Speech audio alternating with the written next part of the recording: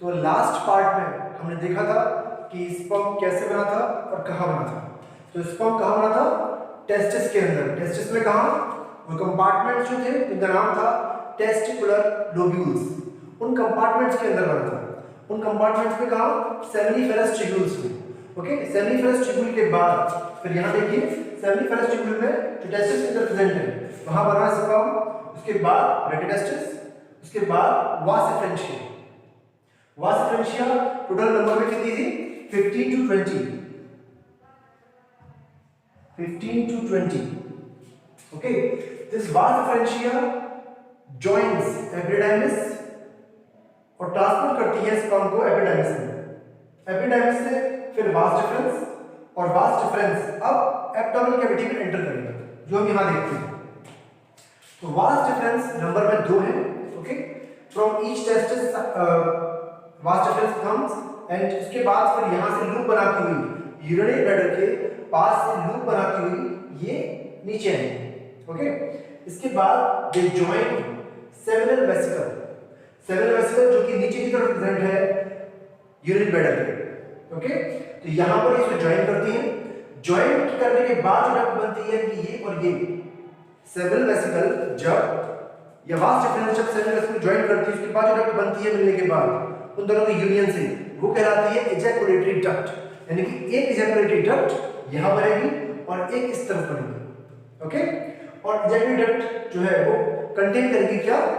Seminal vesicle secretion plus sperm. इसके बाद दोनों एजैकुलेटरी डक्ट ज्वाइन कर जाएंगी। ज्वाइन करने के बाद फिर वो एक पार्ट बन जाएगा। तो व्हाट आई एम सेइंग कि both ejaculatory duct joins and form one single duct, and from here on the part will be known as urethra। यानी कि इसके बाद जो पार्ट है ये कहलाएगा क्या? यूरेथ्रा। ओके, अब यूरेथ्रा मेल में यूरेथ्रा के 3 पार्ट होते हैं। ओके, पहला पार्ट जो ज्वाइन करने के बाद जस्ट बाद बन रहा है, which is surrounded by prostate gland. This is prostate gland. Okay, this is single gland which is present behind या फिर बैक साइड। तो ये सिंगल ग्लैंड है जो अपना सीक्रेशन इसी में पोर करती है। दिस प्रोस्टेट ग्लैंड, यहाँ पर लिखा हुआ है इसका नाम प्रोस्टेट ग्लैंड। ये ऊपर सेमिनल वेसिकल है, तो यहाँ लिखा हुआ है नाम। और इसके इस तरफ जो एरिया है यूरेथ्रा का, that is known as prostatic urethra. Okay, तो एजैकुलेटरी डक्ट में ज्वाइन किया और बनाया क्या? Prostatic urethra. इसके बाद जो नेक्स्ट पार्ट आता है वो छोटा सा पार्ट है, वो कहलाता है मेम्ब्रेनस यूरेथ्रा। मेम्ब्रेनस यूरेथ्रा इसको यह सराउंडेड होता है इससे 2 ग्लैंड से, मतलब सिंगल टाइप ग्लैंड है लेकिन नंबर में 2 है। और ये ग्लैंड कहलाती है क्या? बल्बोयूरेथ्रल ग्लैंड या कॉपर्स ग्लैंड। बल्बोयूरेथ्रल ग्लैंड भी कहते हैं इसको, या कहते हैं कॉपर्स ग्लैंड, बल्बोयूरेथ्रल या कॉपर्स। ओके, इसके बाद जो सारा पार्ट है ये सारा पार्ट पेनिस के अंदर प्रेजेंट है, और ये वाला पार्ट यूरेथ्रा का जो पेनिस में प्रेजेंट होता है वो कहलाता है क्या? Penile urethra. ओके, ये पेनाइल यूरेथ्रा वाला जो पार्ट है ये बिल्कुल इसके एंटीरियर एंड पर जहां पर ये खत्म होता है वहां पर एक छोटा सा अपर्चर होता है, स्लिट लाइक ओपनिंग होती है, और वो ओपनिंग कहलाती है यूरेथ्रल मीटस या यूरिनोजेनिटल अपर्चर। ओके, मैं फिर से बताता हूं कि ये जो यूरेथ्रा है ये पेनिस के अंदर प्रेजेंट है, और एंटीरियर साइड पर एक छोटी स्लिट या एक छोटा सा एक ओपनिंग अपर्चर प्रेजेंट है जिसे हम कहते हैं यूरेथ्रल मीटस या यूरिनोजेनिटल अपर्चर, जहां से भी इजैकुलेशन होता है। इजैकुलेशन किसका? यूरिन का भी और साथ में सीमेन का भी। ओके, यूरिन के लिए जब हम वर्ड यूज करते हैं तो इजैकुलेशन नॉर्मली नहीं करते, हम एक्सपल्जन यूज करते हैं। इजैकुलेशन वर्ड सीमेन के लिए। ओके, यहाँ पर अब हम देखें तो हमें 3 एक सेक्स एक्सेसरी ग्लैंड्स दिखाई दिए, और इन ग्लैंड्स का नाम क्या है? सेमिनल वेसिकल, प्रोस्टेट ग्लैंड और बल्बोयूरेथ्रल ग्लैंड या कॉपर्स ग्लैंड। ओके, तो टोटल 3 टाइप्स ऑफ ग्लैंड्स हैं, लेकिन नंबर में टोटल 5 है, 2A, 1A और 2A। ओके, तो these 3 glands या these 3 types of glands produce या secrete a secretion known as seminal plasma. Seminal plasma plus sperm which is coming from seminiferous tubule, ये दोनों जब मिलते हैं तो बनता है सीमेन। ओके, सीमेन क्या है? Seminal plasma plus sperm. Okay, तो यहाँ पर जितने भी पार्ट्स आप देख लिए ये यूरिनरी ब्लैडर है, this is vast difference, these two vast difference, ejaculate duct, prostatic urethra, यानी कि वो पार्ट जो कि प्रोस्टेट ग्लैंड से सराउंडेड है, मेम्ब्रेनस urethra जो सराउंडेड है बल्बोइरेथ्रल ग्लैंड से, उसके बाद फिर पेनाइन urethra जो कि पेनिस में प्रेजेंट है। ओके, अब ये जो रेड लाइन और ये सब है इसके हम बारे में थोड़ी देर बाद बात करेंगे। ओके, तो पार्ट अगर हम देखें तो हमने पार्ट वास्ट डिफरेंस देख लिया था। इसके बाद इजैकुलेट डक्ट आता है जिसमें कि सेमिनल वेसिकल का सेक्रेशन ऐड हो चुका होता है। इजैकुलेट डक्ट फिर जॉइन करके बनाती है प्रोस्टैटिक यूरेथ्रा, दो इजैकुलेट जॉइन करती है, दो इजैकुलेट डक्ट और बनाती है प्रोस्टैटिक यूरेथ्रा। और यहाँ पर जब ये प्रोस्टैटिक यूरेथ्रा होता है इसमें प्रोस्टेट ग्लैंड का सेक्रेशन ऐड हो जाता है। ओके, फिर मेम्ब्रेनस यूरेथ्रा आता है, मेम्ब्रेनस यूरेथ्रा दिस वन, और यहाँ पर दोनों ग्लैंड का सेक्रेशन में ऐड हो जाएगा। तो मेम्ब्रेनस यूरेथ्रा में कॉपर ग्लैंड का सेक्रेशन ऐड होगा। इसके बाद पेनाइन यूरेथ्रा जो पेनिस में प्रेजेंट है, और फिर इजैकुलेशन थ्रू यूरेनोजेनिटल एपर्चर या यूरेथ्रल मीटस, एक ही बात है, आप दोनों में से कुछ भी कह सकते हैं। अब ये टेस्टिस में हुआ था, यहाँ पर ये तीन जो है, ये चार जो है, रेड टेस्टिस, वास डिफरेंशिया, एपिडाइमिस और vas deferens, these four are known as accessory ducts. So if question comes, then you have to write these four names, or you have to tick the correct option in which these four names should be included. Okay? इसके बाद ये पूरा path है, किस तरीके से sperm आगे propel करता है। Now we will see the function of each accessory gland which we mentioned here. Okay, so the first one is seminal vesicle.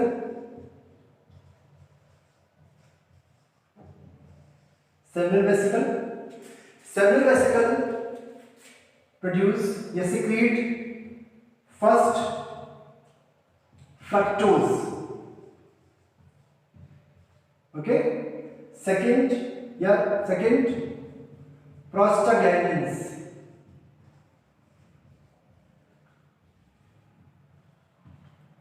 third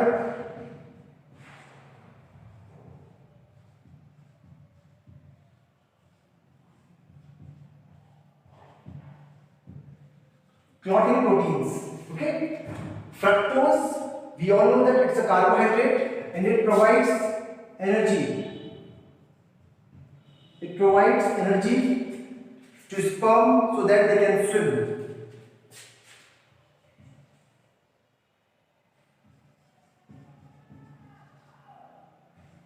Okay, prostaglandins are the chemicals which cause the peristaltic movement in the female genital tract.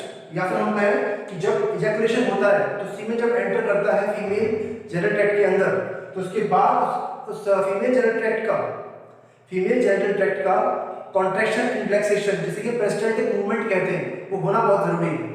अगर वो नहीं होगा तो sperm oviduct तक या fallopian tube तक, जहां पर कि एग प्रेजेंट नहीं पहुंच पाएगा, तो उस कॉन्ट्रैक्शन और रिलैक्सेशन को करने के लिए ये केमिकल्स उसको स्टिमुलेट करते हैं। Okay, so they cause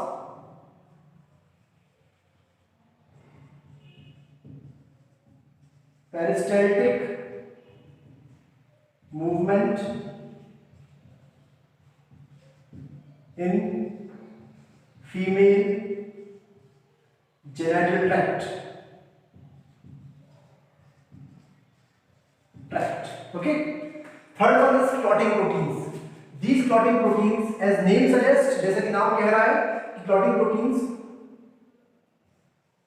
cause coagulation of semen after ejaculation. Okay, so these are the three things which are produced by seminal vesicles. Fructose की प्रेजेंस चेक की जाती है रेप केसेस में भी। जब रेप केस भी होता है तो फ्रक्टोज की प्रेजेंस चेक की जाती है वेजाइना के अंदर, अगर प्रेजेंट है तो उसको फिर सस्पेक्ट के सीमेन से मैच किया जाता है। ओके, इसके बाद सेकंड, या फिर हम इसमें कह सकते हैं कि फ्रक्टोज की प्रेजेंस बताती है कि रेप केस हुआ है या फिर सेक्सुअल इंटरकोर्स हुआ है। ओके, इसके बाद सेकंड जो है वो prostate gland.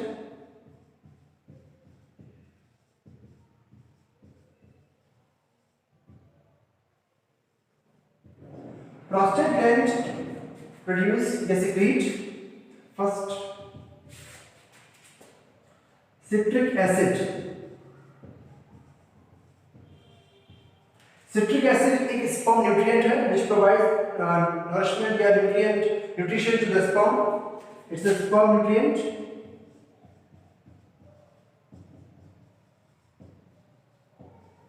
Sperm nutrient. Okay. Next is prostaglandins.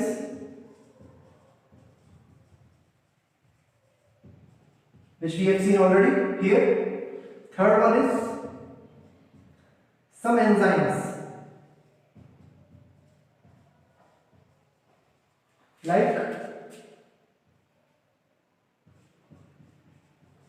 pepsinogen, acid, phosphatase,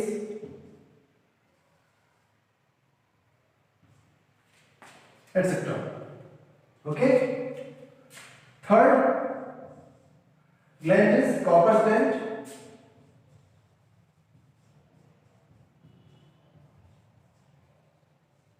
Copper's gland, and it produces mucus, which acts as a